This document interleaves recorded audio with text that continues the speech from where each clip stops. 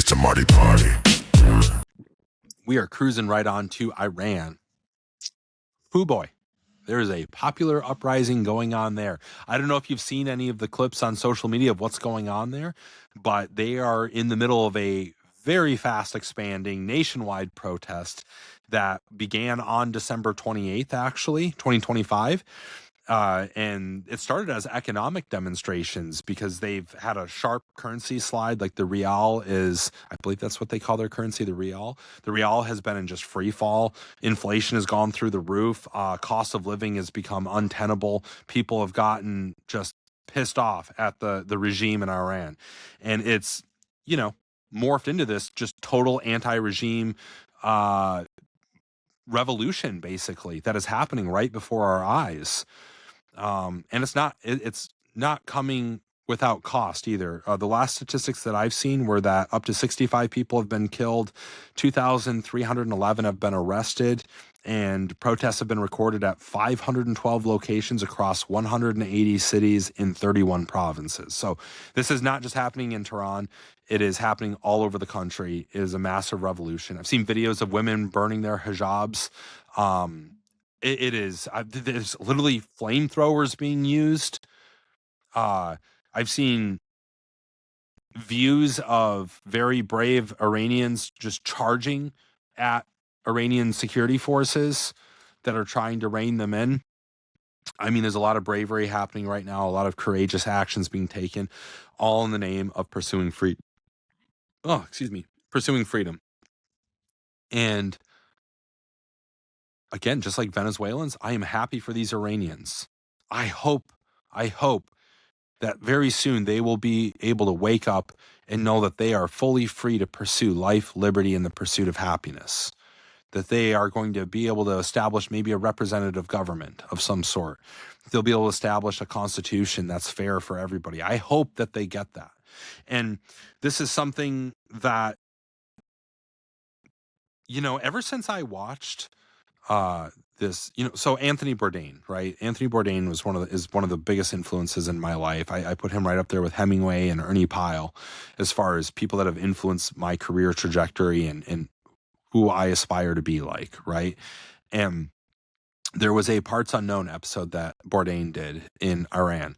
And one of the local guides that he had, I think it was a local journalist, but she took them around and was very transparent about life in Iran. I don't think she was like openly talking shit or anything like that, but she was very honest, I think. And then you get to the end of the show, after seeing how wonderful Iranian people are, and I've read this elsewhere too, that the Iranian people are amazing.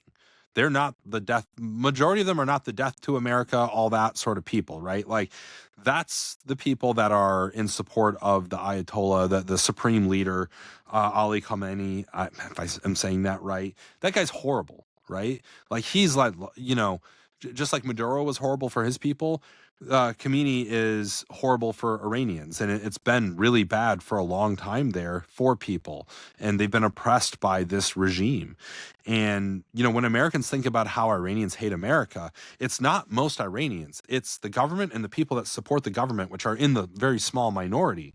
And I just want you to know that most Iranians are normal, amazing people, and Iran's a beautiful place. I hope if this revolution happens and normalcy and security is restored to that country, that I can be going on vacation to Iran in a couple of years. I sincerely hope for that. I am rooting for them. And, they've got to fight against them. This won't be easy. I have no doubt that we are supporting in any way that we can. I think Trump openly said that, like, he gave like a warning to the Supreme Leader that, like, hey, if you're killing protesters, we're going to intervene. Again, not trying to get into another forever war. Let's be careful with that. But I am all about supporting these Iranians that are revolting against their very oppressive government right now. I'm excited for them.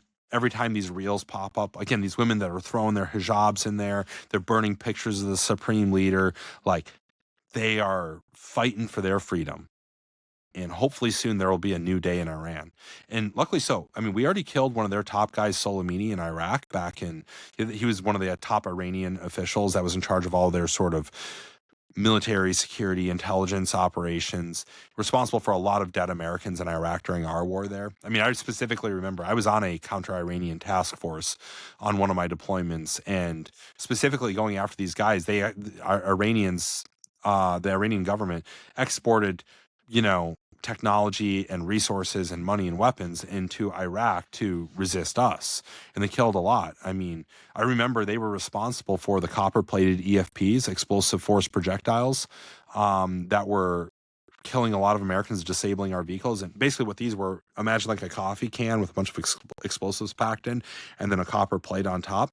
And they would hang this under bridges and overpasses and angle it downward at an angle so that when convoys pass underneath, instead of an IED blowing up underneath the convoy where all the armor is, this would explode and send a molten hot piece of copper hurtling through the air at the most vulnerable part of a striker or any of these military vehicles, punching a hole right through it and killing people inside. It was a serious problem.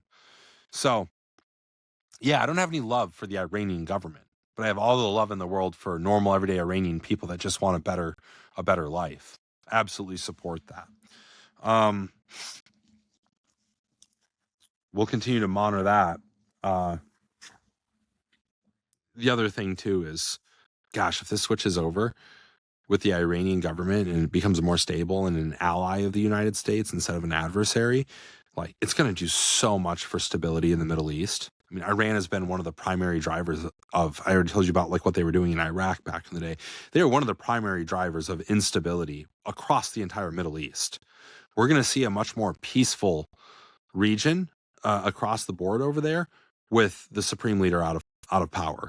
And hopefully a government that is founded on, principles of life, liberty, and the pursuit of happiness, and for the people, by the people styles of government. Hopefully that happens there. Overall, this, like I said before, I want the greatest export America has to be those principles, I want us to be the beacon of hope. I want us to be the model for how to achieve freedom and pursue life, liberty, and happiness in other countries. I don't want to take over the world. I don't want the United States to take over the world, but I do want our brand of democracy and the way we approach a representative government and the freedoms that we have guaranteed in our Constitution. I do want that to catch on anywhere where people are oppressed. For sure, I want that. It's why I support the Iranians against their government. I support Ukrainians against Russia, and I support Venezuelans against Maduro. And I support people anywhere around the world that are fighting back against oppression.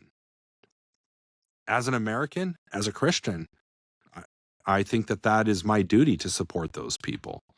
So I'm rooting for them. It's a Marty party.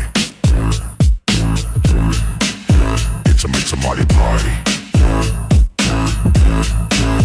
It's a Marty party.